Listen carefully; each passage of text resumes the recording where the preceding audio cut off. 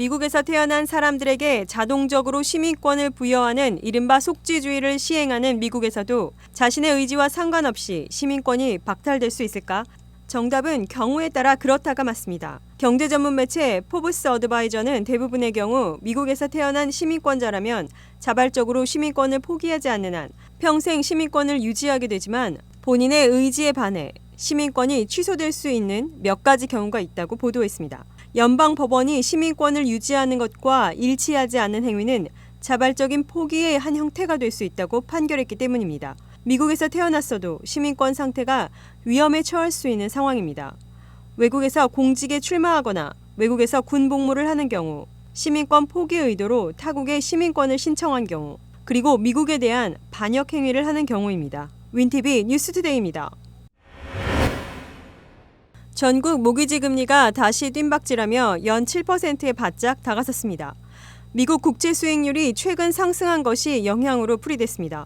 지난 3일 국채 모기지 기관 프레디 맥이 발표한 프라이머리 모기지 시장 서베이에 따르면 30년 만기 고정 모기지의 평균 금리는 지난주 6.86%에서 이번 주 6.95%로 상승했습니다. 30년 만기 대출의 평균 금리는 1년 전 6.81%였습니다. 15년 만기 고정 모기지 평균 금리도 6.25%로 뛰었습니다. 1년 전 15년 만기 고정 모기지 금리 평균은 평균 6.24%였습니다. 미국 국채 10년물 수익률은 지난달 28일 11bp나 호가가 오른 데 이어 이달 1일에도 6.5bp 호가가 상승했습니다. 벤치마크인 미국채 10년물 수익률 급등에 이번 주 모기지 금리 상승 등에 영향을 미친 것으로 풀이됐습니다. 높은 모기지 금리는 신규 주택 바이어들을 망설이게 하면서 주택시장 불황의 주요 요인으로 작용하고 있습니다. 바이어들은 높은 주택 가격과 함께 높은 모기지 비용까지 부담해야 하는 이중고로 주택 매매가 부진한 상태입니다. 주택업계는 모기지 금리 하락을 고대하고 있지만 중앙은행 연방준비제도가 금리 인하를 시작하기 전에는 본격적인 이자율 하락은 기대하기 어려운 상황입니다. 윈티비 뉴스투데이입니다. 북가주 오로빌 지역, 대형 산불과 리버사이드 산불 등으로 주 전역이 동시다발적 산불 비상이 걸린 가운데 벤츄라 카운티 시미밸리에서도 대형 산불이 발생해 133에이커를 태우고 인근 360여 가구 주민들에게 한때 대피 명령이 내려졌습니다. 벤츄라 카운티 소방국에 따르면 지난 3일 오후 1시 47분께 시미밸리 지역 디치로드 인근 샤프로드 언덕에서 화재가 발생했습니다. 샤프 산불로 명명된 이 화재는 발생 2시간도 채 되지 않아 40에이커 이상으로 빠르게 확산됐으며 오후 5시 40분엔 133에이커에 이르렀습니다. 벤츄라 카운티 소방국은 불도저와 소방 헬기 등의 대형 장비와 소방대원 200여 명을 투입해 폭염 속 진압에 나섰습니다. 화재 발생 직후 벤츄라 카운티 셰리프국은 렌초 수제너 커뮤니티 센터에 임시 대피소를 마련하고 디치로드를 따라 늘어선 60여 채의 주택에 거주하는 주민들에게 대피 명령을 내렸습니다. 또 에링거로드 동쪽과 로스트 캐년 드라이브 남쪽의 약 300가구에도 대피 경보를 발령했습니다. 이후 오후 6시 15분 불길이 거주 지역에서 떨어진 동북쪽으로 이동하면서 주민들에게 내려진 대피 명령은 해제됐습니다. 화재로 인해 부상을 입은 주민이나 주택 피해 사실은 보고되지 않았습니다. 다만 화재 진화 과정에서 소방관 1명이 경미한 화상을 입고 병원에 입원했습니다. 캘리포니아 산림 화재 보호국에 따르면 3일 밤 15%대에 머물렀던 진화율은 4일 아침 8시께 60%로 진척을 보였습니다. 또한 화재 규모도 133에이커에서 더 이상 확산되지 않았다고 밝혔습니다. 윈티비 뉴스투데이입니다. 이번 주 쿡 카운티에서 44,000명 이상 주민들이 1억 달러가 넘는 의료 부채를 탕감받았습니다. 이번 탕감은 로욜라 메디슨과 전국 비영리 단체 언두 메디컬 뎁 그리고 쿡 카운티의 의료 부채 구제 이니셔티브 간의 파트너십으로 이뤄졌습니다. 토니 프레긴클, 쿡 카운티 의회 의장, 언두 메디컬 뎁의 대표 앨리슨 세소, 그리고 로욜라 메디슨의 샤나 조크루스는 지역 언론과의 인터뷰에서 주민들을 돕기 위한 이 같은 노력을 멈추지 않을 것이라고 밝혔습니다. 쿡 카운티는 언두 메디컬 뎁 및 로욜라 메디슨과 같은 지역 병원과 이런 방식으로 파트너십을 맺은 최초의 지방정부입니다.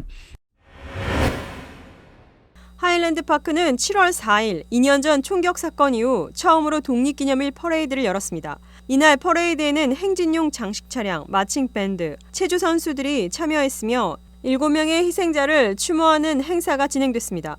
2해 전 한 총격범이 하일랜드 파크의 여름 전통인 독립기념일 퍼레이드에서 총을 난사해 7명의 목숨을 앗아갔습니다. 이날 퍼레이드에 참여한 차량들과 행진팀, 체조 선수들 사이로 희생자들을 기리는 추모식이 열렸습니다. 랜시 로터링 시장은 우리가 겪어온 일을 기억하고 잃어버린 생명들을 잊지 말아야 한다고 말했습니다. 이어 우리는 서로를 지지하며 비극이 우리를 옥죄지 않도록 노력해왔다고 덧붙였습니다. 추모식에서는 희생자들의 이름이 낭독되고 각각의 이름을 위한 묵념의 시간이 이어졌습니다.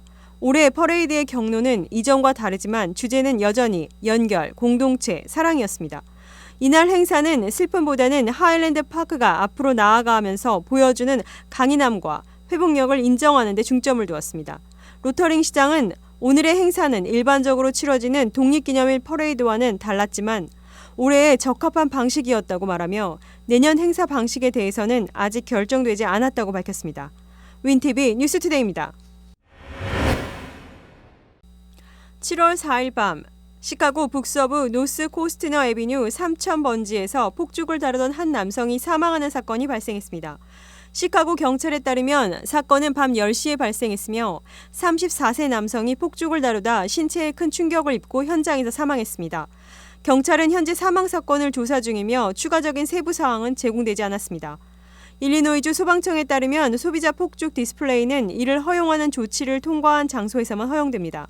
승인된 폭죽을 사용한 불꽃놀이를 하려면 주민은 지역 소방서에서 교육을 받고 현장 검사를 거쳐 지방 정부기관을 통해 허가를 신청해야 합니다. 주 소방청은 폭죽을 사용할 수 있는 절차를 완료한 사람들에게도 사살 불꽃놀이를 진행하는 것을 자제하고 전문가가 주관하는 불꽃놀이를 관람할 것을 강력히 권장하고 있습니다. 폭죽은 결코 안전하지 않으며 우리가 할 수 있는 유일한 일은 잠재적인 위험을 완화하는 것뿐이다 라고 소방청은 밝혔습니다. 윈TV 뉴스투데이입니다. 디어필드 인근 타운홈 단지에서 금요일 새벽 화재가 발생해 10여 개의 소방서가 출동했다고 당국이 밝혔습니다. 링컨샤이어 리버우즈 화재 예방지구와 레이크 카운티 보안당국은 금요일 오전 1시 47분경 디어필드 비법인지구 고쇼크레인 300번지에서 구조화재 신고를 받고 출동했습니다. 스티브 맥콕이 링컨샤이어 리버우즈 소방보호구역 대대장은 비상대응팀이 출동 중에 경찰이 현장에 도착해 전소된 구조화재를 발견했다고 전했습니다. 소방대원들은 현장에 도착해 지붕에서 거센 불길이 치솟는 2층 타운홈 단지를 발견했습니다. 소방대원들은 소와 호스를 배치해 화재 진압에 나섰고 사람들이 대피되었는지 확인했다고 맥코기 대장은 말했습니다. 화재는 발화된 유닛에 국한되었으며 소방대원들은 오전 2시 38분까지 화재를 통제했습니다. 화재가 발생한 옆 타운홈 유닛도 점검한 결과 화재가 확산되지 않았으며 해당 유닛은 최소한의 피해만 입었다고 맥코기 대장은 전했습니다. 추가 소방대원과 화재 조사관들은 현장에 파견하기 위해 상호 지원 박스 경보 시스템이 발동되었습니다. 맥코기 대장은 정확한 화재 원인과 피해 규모는 아직 조사 중이라고 말했습니다. 윈TV 뉴스투데이입니다.